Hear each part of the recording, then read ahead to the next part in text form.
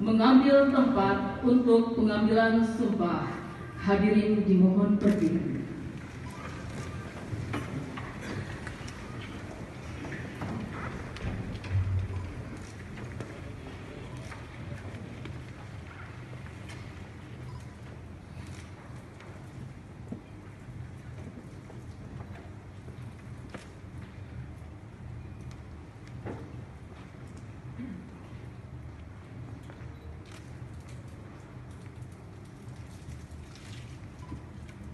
Sebelum saya mengambil sumpah,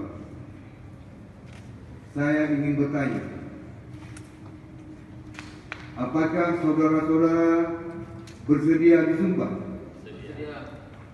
Disumpah menurut agama apa? Islam. Selanjutnya saya perlu mengingatkan bahwa sumpah yang akan saudara ucapkan mengandung tanggung jawab terhadap bangsa dan negara Republik Indonesia. Tanggung jawab memelihara dan menyelamatkan Pancasila dan Undang-Undang Dasar 1945, serta tanggung jawab terhadap kesejahteraan rakyat.